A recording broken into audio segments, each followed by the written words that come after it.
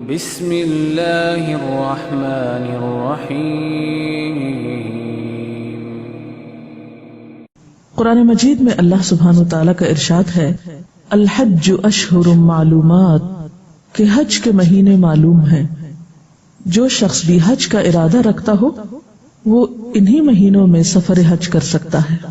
اگر ان کے علاوہ کسی اور مہینے میں، مثلا رمضان مبارک میں کوئی شخص حج کی نیت سے احرام پہن کر مکہ جاتا ہے، پھر اپنی مرضی سے منا اور عرفات میں قیام کرتا ہے، مناسک حج اسی طرح ادا کرتا ہے جیسے حج کے موقع پر ادا کیے جاتے ہیں، تو اس کا حج نہیں ہوگا۔ حج کے لیے مخصوص دنوں میں مخصوص اعمال کرنا ضروری ہوتے ہیں، اور اس کے لیے اللہ تعالیٰ نے ذوالحج کا مہینہ مقرر کیا ہے۔ اور ذوالحج کا معنی کیا ہے؟ حج والا، یعنی وہ مہینہ جس میں حج ہوتا ہے، جس میں مناسک حج ادا کیے جاتے ہیں۔ جس طرح رمضان المبارک میں اللہ سبحانہ وتعالی نے نیک اعمال کی جزا عام دنوں کے مقابلے میں کئی گنا زیادہ رکھی ہے، اسی طرح ذوالحج کے پہلے عشرے میں نیک اعمال کی جزا اور بدلہ عام دنوں کے مقابلے میں کئی گنا زیادہ بڑھ جاتا ہے۔ رمضان کو نیکیوں کا موسم بہار کہا جاتا ہے۔ ایک نفل فرض کے برابر ہو جاتا ہے، ایک فرض 70 فرض ادا کرنے کے برابر قرار پاتا ہے۔ اسی طرح ذوالحج کے پہلے عشرے میں اگر کوئی شخص اللہ کی رضا کے لیے نیک کام کرتا ہے تو اس کا اجر و ثواب بھی عام دنوں کے مقابلے میں کئی گنا بڑھ جاتا ہے۔ اس کے بارے میں ایک حدیث آتی ہے، رسول اللہ صلی اللہ علیہ وسلم نے فرمایا، کوئی دن ایسا نہیں جس میں نیک عمل اللہ تعالیٰ کو ان 10 دنوں کے عمل سے زیادہ پسند ہو۔ یعنی ان 10 دنوں میں کون سے 10 دن؟ ذوالحج کے پہلے 10 دن، ان میں جو نیک عمل کیا جاتا ہے وہ اللہ تعالیٰ کو عام دنوں کے عمل سے کہیں زیادہ پسند آتا ہے۔ صحابہ کرام نے عرض کیا، اے اللہ کے رسول صلی اللہ علیہ وسلم، اللہ کی راہ میں جہاد کرنا بھی نہیں؟ آپ صلی اللہ علیہ وسلم نے فرمایا، اللہ کی راہ میں جہاد کرنا بھی نہیں، الا یہ کہ کوئی مجاہد اپنی جان اور مال لے کر جہاد کے لیے نکلا اور پھر کسی چیز کے ساتھ واپس نہیں آیا، یعنی اللہ کی راہ میں اپنا مال اور جان دونوں ہی قربان کر دی۔ یہ حدیث بخاری نے روایت کی ہے۔ تو اس حدیث سے پتہ یہ چلتا ہے کہ یہ دن بہت اہمیت کے ہیں اور ان میں نیک عمل کی طرف توجہ کرنا بہت ضروری ہے۔ ہمارے ہاں عام طور پر رمضان کا تو بہت اہتمام کیا جاتا ہے، روزے کے علاوہ نمازیں، ذکر الہی، صدقہ خیرات اور خیر کے دیگر کام ذوق و شوق سے کیے جاتے ہیں، لیکن عموماً ذوالحج کے ان 10 دنوں کی اہمیت اور فضیلت کا اندازہ ہمیں نہیں ہوتا۔ عام طور پر یہ خیال پایا جاتا ہے کہ اگر ہم حج کے لیے جاتے ہیں تو شاید جبھی یہ عشرہ جو ہے ہمارے لیے بہت اہم ہے، حالانکہ یہ حج پر جانے والوں کے لیے بھی اہم ہے اور جو لوگ حج پر نہ جا سکے ان کے لیے بھی اہم ہے۔ تو آئیے دیکھتے ہیں کہ اگر ہم حج پر نہیں جا سکتے، اور یہ ایک حقیقت ہے کہ چاہنے کے باوجود، خواہش کے باوجود سب لوگوں کے لیے ممکن نہیں ہوتا کہ وہ سفر کر سکیں حج کا، کیونکہ سب میں استطاعت نہیں ہوتی اور حج تو صاحب استطاعت پر ہی فرض ہے۔ تو ایسی صورت میں اللہ سبحانہ وتعالی نے پیچھے رہنے والوں کو بھی نیکی سے محروم نہیں کیا، لہذا ہم سب ان اعمال کے بارے میں اچھی طرح جان لیں جو خاص طور پر ان دنوں میں کرنے چاہیے۔ ان میں سب سے پہلا عمل تو اللہ تعالیٰ کا ذکر ہے، اور اللہ تعالیٰ کے ذکر میں بھی خاص طور پر تکبیرات کا پڑھنا ہے، یعنی اللہ کی بڑائی بیان کرنا۔ اب سوال یہ پیدا ہوتا ہے کہ کون سی تکبیرات پڑھی جائیں؟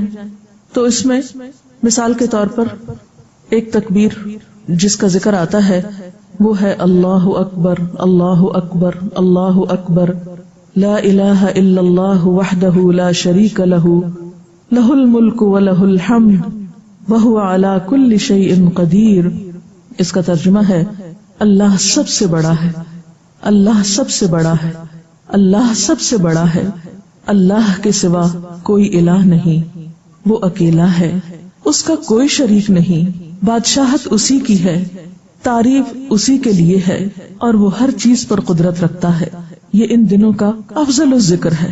اسی طرح ایک اور تکبیر بھی ہے، اللہ اکبر اللہ اکبر لا الہ الا اللہ واللہ اکبر اللہ اکبر وللہ الحمد، کہ اللہ سب سے بڑا ہے، اللہ سب سے بڑا ہے، اللہ کے سوا کوئی الہ نہیں، کوئی معبود نہیں، کوئی عبادت کے لائق نہیں، اللہ سب سے بڑا ہے، اللہ سب سے بڑا ہے، اور سب تعریف اللہ ہی کے لیے ہے. اسی طرح کچھ اور تکبیریں بھی ہیں، مثلا اللہ اکبر کبیرا والحمد للہ کثیرا وسبحان اللہ بکرۃ واصیلا. اللہ سب سے بڑا ہے، بہت بڑا. اللہ اکبر کبیرا یعنی بڑا ہے، اور پھر کبیرا بہت بڑا ہے.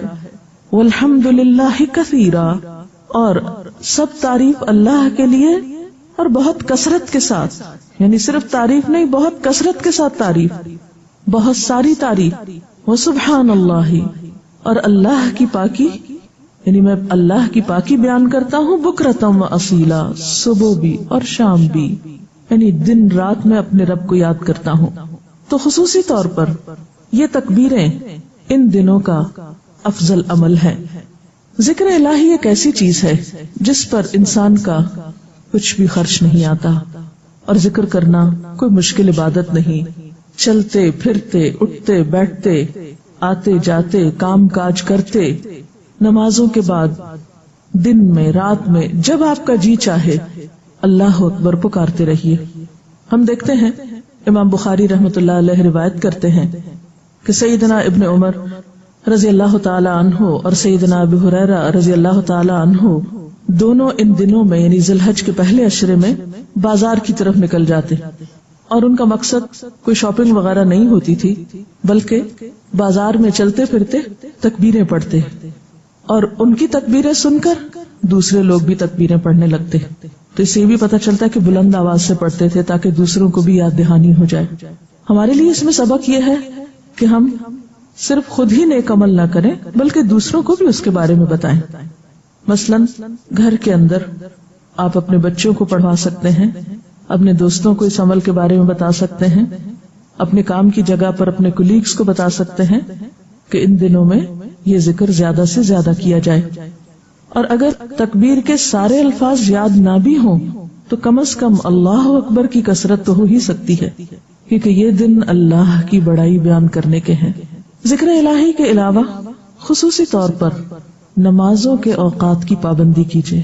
اول وقت کی نماز افضل ترین عمل ہے، اور یہ سوچ کر نماز خشوع و خضوع کے ساتھ ادا کرنے کی پھر سے عادت کی تجدید کیجیے، یا اگر عادت نہیں تو عادت ڈالیے کہ ان دنوں کی نمازیں بھی عام دنوں کی نمازوں کے مقابلے میں زیادہ اجر و ثواب رکھتی ہیں. اسی طرح آپ نوافل کا بھی اہتمام کر سکتے ہیں، اور آپ جانتے ہیں کہ نوافل میں افضل ترین نوافل تہجد کے وقت کے نوافل ہیں.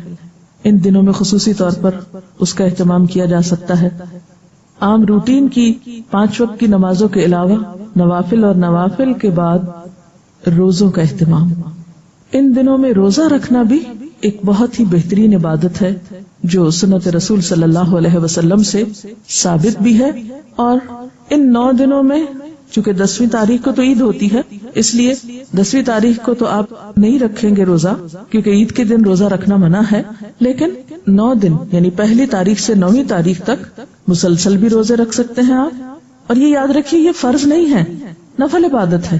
9 دنوں کے روزے بھی رکھ سکتے ہیں، اور جیسے مناسب سمجھیں یا جیسے آپ چاہیں اس سے کم، جتنا بھی آپ کی پسند ہو، کیونکہ نفل کا اصل مطلب ہی یہ ہے کہ وہ عبادت جو دل کی خوشی سے کی جائے، جس میں انسان کی اپنی مرضی شامل ہوتی، اور وہ صرف اللہ کی محبت میں یہ نیک عمل کرتا ہے. تو بہرحال ان 9 دنوں کے روزوں کی بہت فضیلت ہے، اور خصوصاً 9ویں تاریخ کے روزے کی یعنی 9 ذی الحج، جس روز حج ہوتا ہے، جب حاجی عرفات میں ہوتے ہیں.